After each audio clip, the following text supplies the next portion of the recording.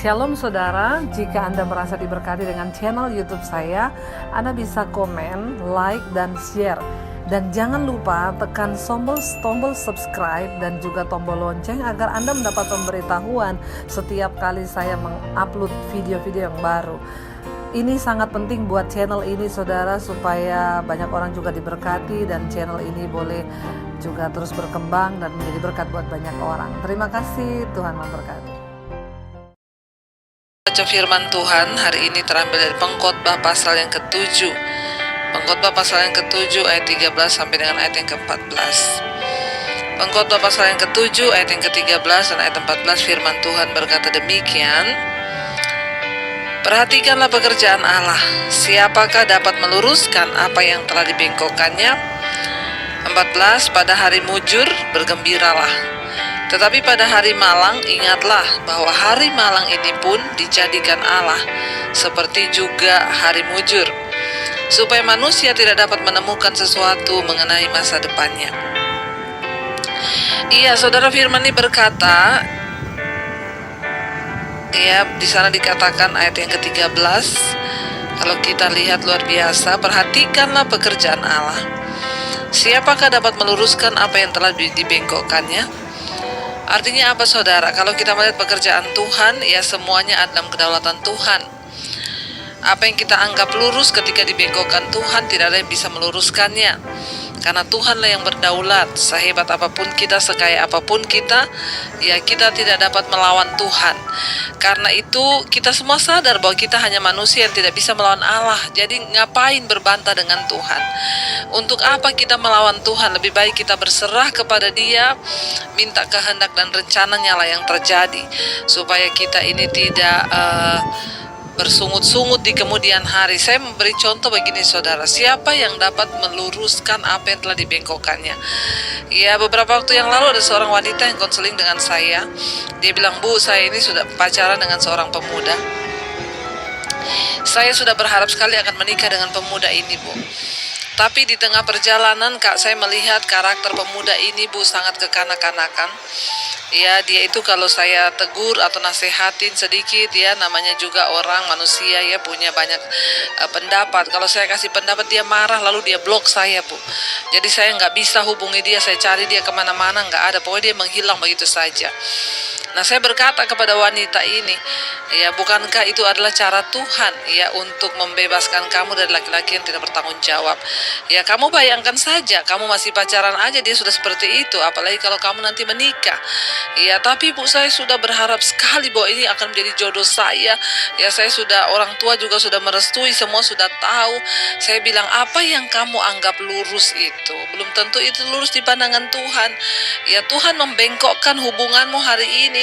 Ya, dia blok kamu sehingga kamu cari dia kemana-mana nggak ada. Ya udah, anggap itulah cara Tuhan bekerja. Tidak usah dicari model laki-laki seperti itu.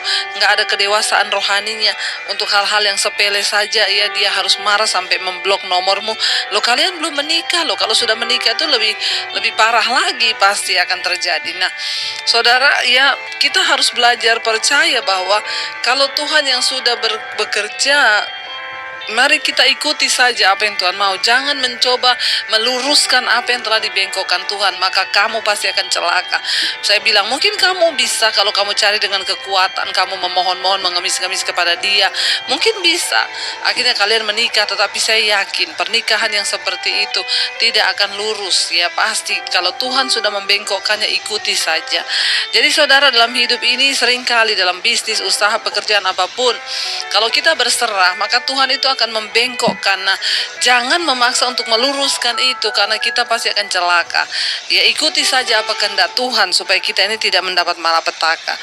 Ayat yang ketiga, ayat yang ke-14 dikatakan begini saudara, pada hari mujur bergembiralah, tetapi pada hari malang ingatlah bahwa hari malang ini pun dijadikan Allah, seperti juga hari mujur, supaya manusia tidak dapat menemukan sesuatu mengenai masa depannya. Ya, saudara, kita harus percaya bahwa Tuhan itu mengizinkan ya ada hari mujur datang dalam hidup kita, ada hari yang malang. Tuhan mengizinkan ada hari-hari yang enak, ada masa-masa yang tidak enak menimpa kita. Ya, tidak mungkin di hidup ini enak terus, saudara. Hidup kok 40 tahun enak terus tuh nggak mungkin. Sebaliknya tidak mungkin hidup manusia itu susah terus. Kalau susah terus juga itu ada yang salah. Di dalam mengikut Tuhan itu, saudara, ya pasti Tuhan akan mengizinkan ya. Satu saat kita akan mengalami masa-masa yang enak, satu saat kita akan mengalami hari-hari yang buruk. Ya, firman ini berkata di sana, saudara, ayat 14, pada hari mujur bergembiralah. Kalau saat ini kita sedang menghadapi banyak kemujuran, banyak berkat, Tuhan bergembiralah pada hari-hari itu. Tetapi ya di sana dikatakan pada hari malang, ingatlah bahwa hari malang ini pun dijadikan Allah seperti juga hari mujur. Saudara, ada begitu banyak orang contoh yang kehilangan suami, kehilangan orang tua di masa pandemi ini, lalu kita berduka cita, kita merasa itu hari yang malang. Tapi bukankah kita tahu dan percaya bahwa Tuhan yang pegang kendali? Ya, hari malang itu pun dijadikan oleh Allah seperti juga halnya hari mujur. Jadi di hidup ini bukan hanya senang terus, tetapi ada waktunya kita nangis. Tidak hanya nangis terus, ada waktunya juga kita tertawa. Tetapi semua hari itu Tuhan yang menjadikannya. Hari sukacita Tuhan yang buat, hari berduka cita pun Tuhan yang buat. Jadi semua itu Tuhan izinkan, saudara, supaya apa dikatakan di sana? Supaya manusia tidak dapat menemukan sesuatu mengenai masa depannya. Jadi ingat, Tuhan mengizinkan masa-masa enak dan tidak enak menimpa hidup setiap orang. Ya, Dia mencampurnya dalam hidup kita dengan cara demikian, ya, supaya kita ini tidak bisa memprediksi atau bergantung kepada sesuatu tentang masa depan kita. Ya, Tuhan mencampur antara pengalaman baik dan pengalaman buruk. Tuhan mencampur hari yang mujur dan hari yang malang di dalam hidup ini.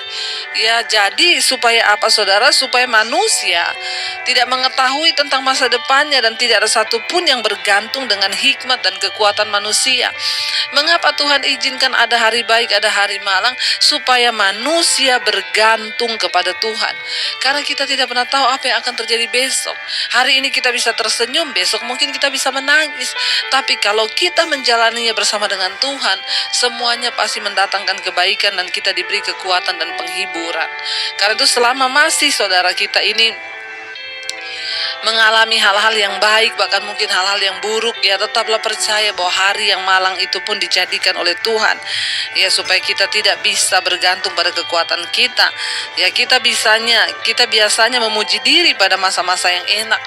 Ya, kita kadang lupa diri, lalu pada masa-masa buruk kita cenderung menyalahkan Tuhan tanpa bersyukur.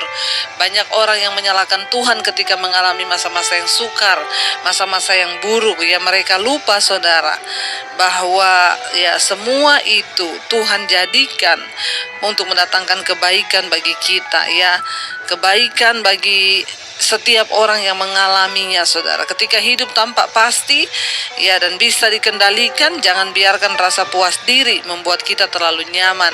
Ya, kenapa, saudara? Ya, karena satu saat mungkin Tuhan akan mengizinkan hal-hal yang tidak enak menimpa kita.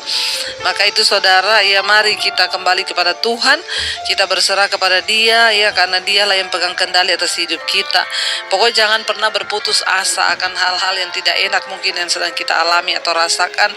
Ya, jangan pernah berputus asa. Mari kita menyadari bahwa dalam hidup ini, entah hari baik, hari yang tidak baik, Tuhanlah yang menjadikan semua itu. Supaya apa?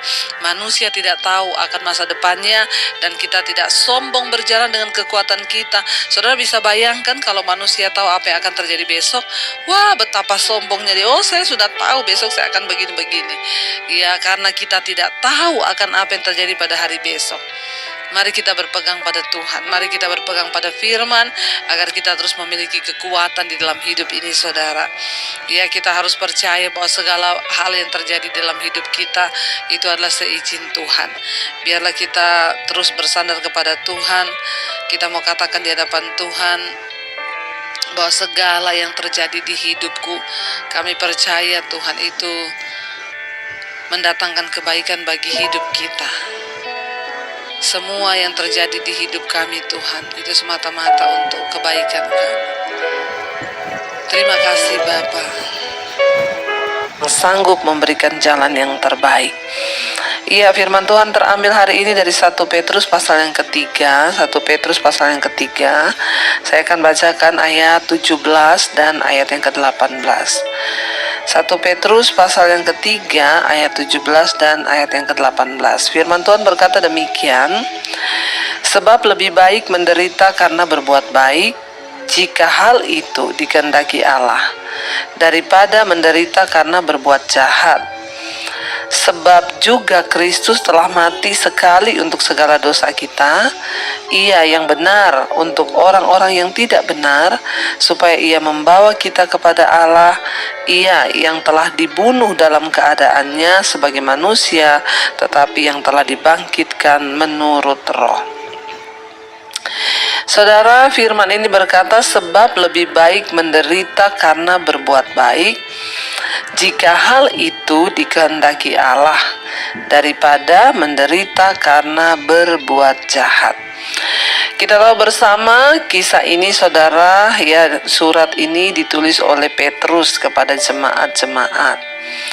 Pada zaman itu ada begitu banyak orang yang tidak suka dengan orang-orang yang menjadi percaya kepada Yesus, sehingga mereka difitnah, mereka dilakukan segala yang tidak baik kepada mereka, mereka dijahati, mereka ditekan, mereka dianiaya. Dan Petrus memberi kekuatan kepada jemaat. Dia berkata bahwa firman Tuhan berkata, sebab lebih baik menderita karena berbuat baik, jika hal itu dikehendaki Allah, daripada menderita karena berbuat jahat. Banyak orang itu datang dan berkata, Bu, kenapa ya? Saya ini berbuat baik tapi difitnah loh. Saya ini berbuat baik tetapi balasannya saya terima yang tidak baik. Saya ini berbuat ini tapi kok orang-orang itu di luar menceritakan tentang saya itu begini. Kenapa ya? Padahal saya ini sudah berbuat baik. Saudara, Alkitab berkata, adalah lebih baik kita menderita karena berbuat baik, jika hal itu memang dikehendaki Allah. Artinya apa saudara? Memang ada waktu-waktu di hidup kita ini kita sudah berbuat baik, tapi kita akan menerima balasan yang tidak baik. Dan memang itu dikehendaki Tuhan, diizinkan Tuhan. Tetapi firman Tuhan menjamin adalah lebih baik, sebab adalah kasih karunia ketika kita menderita karena kebenaran, adalah satu kebaikan, adalah sebuah kebahagiaan jika kita ini menderita karena kita berbuat baik. Kita difitnah karena kita berbuat baik, puji Tuhan, haleluya 12 kali. Saya pun belajar untuk tidak mau mendengarkan fitnahan orang. Biasanya orang yang memfitnah itu orang yang gak pernah buat apa-apa saudara. Mereka hanya bisa menghakimi. Orang-orang begitu, orang-orang yang tidak pernah melakukan sesuatu untuk pekerjaan Tuhan, orang-orang yang gak pernah melakukan apa-apa, tapi mulutnya itu di luar memang seperti itu. Tapi itu Tuhan izinkan, gak apa-apa. Teruslah berbuat baik, karena firman Tuhan bilang lebih baik kalau kita ini berbuat baik terus kita difitnah. Lebih baik kalau kita ini berbuat baik terus kita itu diceritain. Lebih baik kalau kita ini berbuat baik terus kita itu dijahatin. Nggak apa-apa, teruslah berbuat baik. Jangan sampai kebaikan kita itu luntur karena percuma lah saya sudah berbuat baik tapi orang gini-gini, ya udah mending saya berhenti. Rugi saudara, itulah manusia. Orang jahat akan tetap mengeluarkan pembenaran yang jahat dari hatinya. Sekalipun dia melihat kebaikan orang, tetap yang keluar itu jahat. Jadi nggak usah ambil pusing dengan orang yang memfitnah, dengan orang yang menekan kita, dengan orang yang mencoba menghalangi kita. Biarkan saja, karena orang jahat itu akan mengeluarkan perbendaharaan yang jahat. Sekalipun mereka melihat kebaikan orang, mereka sudah tidak bisa menceritakan kebaikan karena memang hatinya itu jahat. Tapi orang yang baik teruslah berbuat baik. Karena ayat ini berkata lebih baik menderita karena berbuat baik, jika hal itu dikehendaki Allah. Kalau memang Tuhan izinkan, ya biar saja. Ya. Sebaliknya dikatakan, ya daripada menderita karena berbuat jahat. Jangan kita menderita karena kita berbuat jahat. Kita diceritain orang karena kejahatan kita, ya itu memang biasa. Ya, tapi kita nggak dapat upah karena memang kita jahat.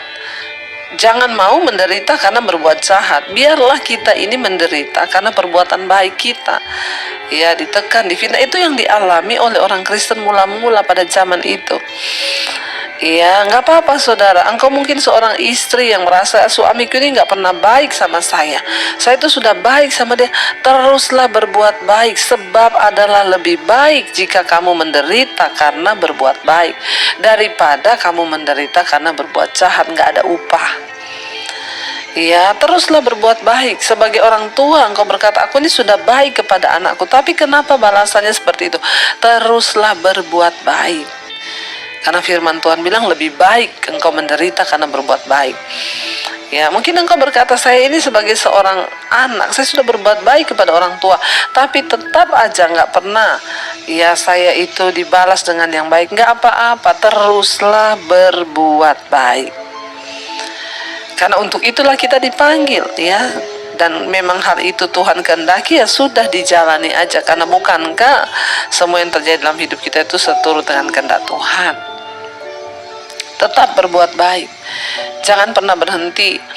Ya, kalau kita mau mengukur saudara, Yesus saja yang Tuhan, banyak sekali yang membenci dia, banyak sekali orang ingin menjatuhkan dia, banyak sekali yang memfitnah dia. Itu yang Yesus, apalagi kita ini siapa? Nggak ada apa-apanya kita ini dibandingkan Yesus. Jadi kalau hari ini engkau sudah berbuat baik, engkau menderita, engkau difitnah, itu adalah satu kasih karunia saudara. Itu adalah berkat. Bersyukur, semakin kita difitnah, semakin Tuhan akan memberkati. Apalagi kalau kita memang sudah berbuat baik, difitnah, ya itu adalah anugerah saudara. Dikatakan di sana ayat 18, sebab juga Kristus telah mati sekali untuk dosa kita, ia yang benar untuk orang-orang yang tidak benar. Nah, kita belajar dari Yesus. Yesus saja itu benar loh. Dia bukan hanya mau menderita bagi orang yang berdosa, dia mati bagi orang berdosa. Dia serahkan nyawanya, dan tidak ada lagi kasih yang lebih besar dari itu. Nah, kita ini disuruh belajar dari Yesus. Ketika orang berbuat jahat kepada kita, apakah kita itu membalas orang itu dengan jahat, atau kita memberkati dia, mendoakan dia? Ya, kalau disuruh kita mati bagi dia, mungkin kita belum mampu. Tapi kita belajar dari Yesus. Di sini dikatakan, ya sebab Yesus juga telah mati untuk dosa-dosa kita. Dia mati untuk orang-orang yang tidak benar. Dia yang benar mati untuk orang yang tidak benar. Jadi kalau kita ini hanya menderita, belum sampai kita ini ya seperti Yesus dibunuh, ya marilah kita bersyukur. Dan mari kita melihat kepada Kristus sebagai teladan. Dia mati untuk orang jahat. Dia mati untuk setiap kita yang berdosa. Mungkin kita belum sampai sejauh itu. Kita mati bagi orang yang berbuat jahat pada kita. No, nggak ada yang sanggup. Tapi setidaknya, ya nggak usah benci orang yang memfitnah kita, nggak usah berbuat jahat kepada mereka, nggak usah balas yang jahat, tapi tetaplah berdoa. Tetap lakukan kebenaran. Yesus itu mati bagi dosa-dosa kita. Dia yang benar. Dia mati untuk orang yang tidak benar, supaya ia itu membawa kita kepada Allah. Ya, ia yang dibunuh dalam keadaannya sebagai manusia, tetapi yang telah dibangkitkan menurut roh. Ingat saudara, tujuan dari kematian Kristus itu untuk membawa kita datang kepada Allah. Hubungan yang terputus itu antara kita dengan Tuhan harus diperbaiki lewat kematian Yesus.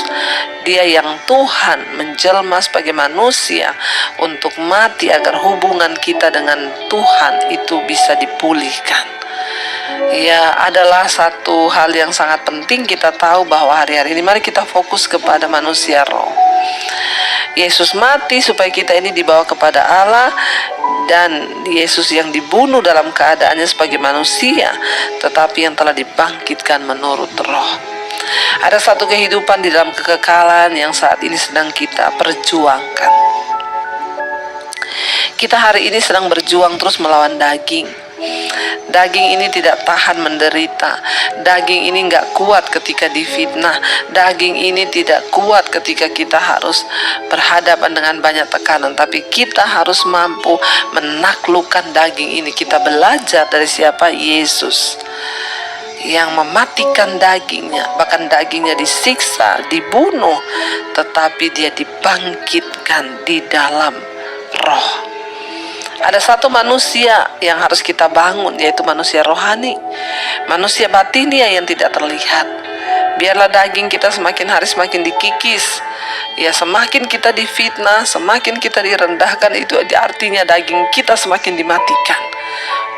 Waktu kita tidak marah, waktu kita bersyukur difitnah, ya puji Tuhan, haleluya, itu artinya kita akan semakin dimuliakan. Kita akan semakin ditinggikan oleh Tuhan. Tidak usah saudara peduli dengan apa kata orang, karena orang jahat itu akan tetap jahat. Orang yang hatinya itu jahat, dia akan mengeluarkan hal-hal yang jahat dari perbendaharaan hatinya yang jahat, dan dia gak akan pernah bisa melihat kebaikan orang lain. Karena itu mari kita introspeksi diri hari-hari ini, supaya kita juga menjadi orang yang berkenan pada Tuhan. Jangan sampai kita juga punya hati yang jahat. Kalau hari ini engkau sedang diizinkan menderita karena kebenaran, bersyukurlah, sebab adalah lebih baik menderita karena berbuat baik daripada menderita karena berbuat jahat. Orang menderita karena berbuat jahat, yaitu wajar, itu hukuman. Tapi orang menderita karena berbuat baik, itu adalah anugerah. Mari kita melihat dari cara pandang Tuhan, karena kita semua sedang menuju ke satu hal, disempurnakan. Ya, secara roh kita harus disempurnakan, agar ketika Tuhan datang kita berkenan, dan satu saat ketika kita mati, roh kita akan dibangkitkan, dan kita akan menjadi orang-orang yang layak untuk duduk bersama-sama dengan Kristus di dalam kerajaan kemuliaannya. Mari kita tundukkan kepala, kita merenungkan firman ini. Hari ini saudara, kita akan sama-sama belajar firman Tuhan yang terambil dari Mazmur 19. Ya, Mazmur 19 kita akan baca sama-sama mulai dari ayat yang ke-10 ya. Mazmur 19 ayat yang ke-10, firman Tuhan berkata begini: takut akan Tuhan itu suci, tetap ada untuk selamanya. Hukum-hukum Tuhan itu benar, adil semuanya. Ayat 11, lebih indah daripada emas, bahkan daripada banyak emas tua, dan lebih manis daripada madu, bahkan daripada madu tetesan dari sarang lebah. Ayat 12, lagi pula hambamu diperingatkan oleh semuanya itu, dan orang yang berpegang padanya mendapat upah yang besar. Ayat 13, siapakah yang dapat mengetahui kesesatan? Bebaskanlah aku dari apa yang tidak kusadari. Iya, firman Tuhan berkata saudara di dalam Mazmur 19 ini sangat-sangat luar biasa ya. Mazmur ini ditulis oleh Daud saudara ya, dimana lewat Mazmur ini dia menyatakan tentang kebesaran Tuhan dan kebesaran firman Tuhan ya, lewat Mazmur 19 ini. Ayat yang ke-10, di sana firman Tuhan berkata, ayat yang ke-10, takut akan Tuhan itu suci, tetap ada untuk selamanya. Hukum-hukum Tuhan itu benar, adil semuanya.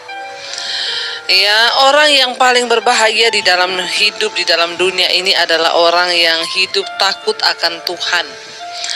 Ketika kita hidup takut akan Tuhan, maka kita pasti akan berbahagia saudara ya, percayalah. Karena orang yang hidup takut akan Tuhan itu, hidupnya itu bebas dari intimidasi dosa, dari tuduhan dan lain sebagainya.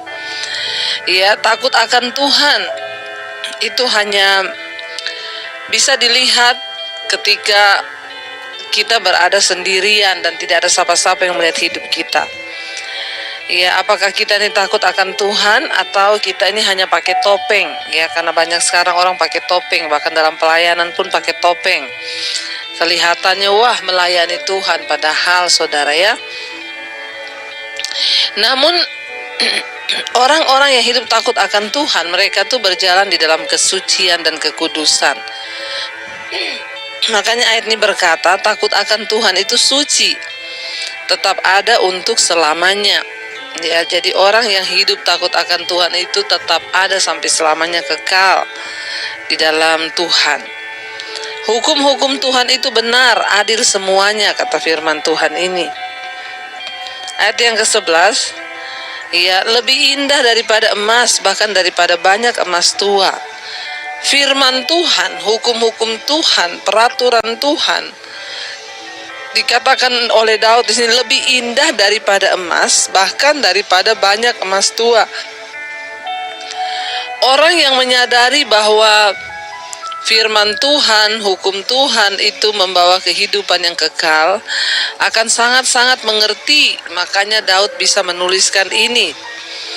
Dia berkata bahwa ya, hukum Tuhan itu lebih indah daripada emas, bahkan daripada banyak emas tua, dan lebih manis daripada madu, bahkan daripada madu tetesan dari sarang lebah. Orang yang sudah mengecap ya kebenaran dan hukum-hukum Tuhan itu tidak akan menukarkan dengan apapun, sebab ya bagi kita yang sudah mengerti kebenaran, ya kebenaran itu, firman Tuhan itu nilainya jauh lebih berharga dari semua kekayaan. Ya saudara, ketika kita berpikir tentang hukum Tuhan, keputusan Tuhan atau perintah Tuhan, ya seringkali kita berpikir tentang peraturan-peraturan yang membuat kita ini tertekan, tidak bisa bersenang-senang. Bagi orang yang rohnya belum diperbaharui, ya mereka akan berkata bahwa aduh, ikut Tuhan tuh ndak enak. Menuruti hukum Tuhan itu aduh ya, sangat-sangat tidak enak. Kenapa? Kita disuruh hidup kudus, ndak boleh kedagingan, ndak boleh ini, ndak boleh itu. Tapi bagi orang yang hatinya sudah dibaharui, rohnya sudah dibaharui, firman dan hukum-hukum Tuhan itu manis ya, seperti madu, bahkan seperti madu dari tetesan sarang lebah. Itu madunya asli tuh, langsung netes dari sarang lebah, itu mahal dan manis. Ya, bahkan dia lebih indah daripada emas, bahkan daripada emas tua sekalipun, kata Daud. Bagi orang yang sudah mengenal Tuhan, berjumpa dengan Tuhan secara pribadi, melakukan hukum-hukum Tuhan itu baik dan indah. Ya, setiap hari, bahkan ya kalau saya pribadi saudara ya, saya tuh setiap hari kalau lagi sendiri atau lagi merenung ya, saya tuh di hati itu, Tuhan, ya apa yang belum aku lakukan Tuhan? Kalau ada dari hukum-hukum-Mu, ingatkan aku Tuhan ya. Karena melakukan hukum Tuhan itu indah saudara. Ya, tapi bagi orang yang hidup belum dibaharui Tuhan, belum bertobat sungguh-sungguh, yaitu berat melakukan hukum Tuhan itu. Ya, Taurat Tuhan itu mengembalikan kekuatan bagi kita, membuat kita jadi bijaksana, mendatangkan sukacita bagi hati, bahkan memberikan wawasan dan hikmat. Bahkan hukum-hukum Tuhan itu memperingatkan kita, ya, serta memberi kita penghargaan. Ya, dan Taurat Tuhan itu adalah pedoman yang terang bagi jalan kita dan bukan rantai untuk tangan dan kaki kita. Taurat itu menunjuk ya pada bahaya untuk memperingatkan kita dan kemudian menunjuk kepada keberhasilan untuk menuntun hidup kita. Jadi firman Tuhan itu adalah jalan cahaya yang terang, yang baik dan yang terbaik bagi hidup kita di dunia ini. Jangan menganggap firman Tuhan itu sebagai rantai untuk mengikat kaki dan tangan kita sehingga kita tidak leluasa untuk melakukan dosa. Orang-orang yang sudah mengenal Tuhan dan berjumpa dengan Tuhan, dia akan dengan penuh sukacita melakukan hukum-hukum Tuhan. Ya, mengapa saudara? Ya, ayat 12 Daud menulis begini, lagi pula hambamu ini diperingatkan oleh semua itu, dan orang yang berpegang padanya mendapat upah yang besar. Nah, hari-hari ini banyak orang ingin dapat upah yang besar, tapi tidak mau taat pada hukum Tuhan. Ayat ini dengan jelas berkata, firman Tuhan itu, kata Daud, ya, memberi peringatan ya kepada hambamu, dan orang yang berpegang pada firman dan hukum-hukum Tuhan itu mendapat upah yang besar. Jangan pernah bermimpi mendapat upah yang besar di hidup ini kalau kita tidak mau berpegang pada firman. Ya, jangan saudara, ya. Misalnya ada orang-orang itu yang mendapatkan uang tuh dari hasil mencuri, mengambil hak orang lain, tapi dia berkata itu berkat. Maaf saudara, ya, kalau kita mengerti kebenaran firman Tuhan, berkat yang sesungguhnya itu ya tentu didapat dari hasil yang benar, mentaati hukum-hukum Tuhan. Nah, kalau kita dapat untung dari hasil nipu orang atau mencuri hak orang, itu bukan berkat namanya, itu engkau mengejar uang. Dan ingat, berkat yang engkau kejar dengan jalan seperti itu akan mendatangkan kutuk. Kenapa kita perlu bergaul dengan firman? Supaya kita ini diberikan wawasan yang benar, hikmat, pengetahuan. Ya, bahkan Daud berkata, dan firman Tuhan itulah yang memperingatkan aku, dan orang yang berpegang pada firman itu akan mendapat upah yang besar. Kalau hari ini kita mau dapat upah yang besar di hidup kita, ayo taat pada firman. Ayat 13, ya, siapakah yang dapat mengetahui kesesatan? Bebaskanlah aku dari apa yang tidak kusadari. Mengapa kita perlu firman, bergaul dengan firman? Karena banyak orang Kristen, bahkan yang menyebut dirinya Kristen, bahkan dalam tanda kutip masih ada hamba Tuhan yang tidak ngerti kesesatan. Sehingga banyak orang hari-hari ini dipermainkan oleh ajaran-ajaran, oleh nubuatan-nubuatan palsu, oleh penglihatan-penglihatan dan lain sebagainya, sehingga menjadi bingung. Banyak yang datang bertanya kepada saya, Bu, ini gimana Bu? Saya bilang, kembali kepada firman, hidup dalam kekudusan, berjaga di dalam pertobatan. Selanjutnya ya tunggu waktu Tuhan. Jangan percaya dengan hal-hal yang tidak sesuai firman Tuhan. Ya, jangan saudara. Ayat ini Daud berkata, siapa yang dapat mengetahui kesesatan? Ya, bebaskanlah aku dari apa yang tidak kusadari. Bagaimana kita bisa mengetahui kesesatan? Kita bisa dibebaskan dari apa yang tidak kita sadari waktu kita ini punya firman. Makanya orang Kristen harus kuat di dalam firman, supaya tidak mudah diombang-ambingkan, tidak mudah dipengaruhi oleh ajaran sesat, tetapi menjadi percaya dan tidak tergoyahkan. Karena itu saudara, tetaplah pegang firman Tuhan. Ya, firman Tuhan itu pelita bagi kaki kita dan terang bagi langkah-langkah kita. Jangan biarkan sesuatu mempermainkan kita, sehingga kita menjadi ragu, menjadi tidak percaya, dan akhirnya goyah iman kita. Tapi ketika kita mau sungguh-sungguh percaya pada Tuhan, maka kita akan melihat saudara, firman itu akan memberikan pada kita upah yang besar. Orang yang berpegang pada firman akan menerima upah yang besar dalam hidupnya. Mari kita renungkan firman ini. Terima kasih Bapa, firman-Mu mengingatkan kami.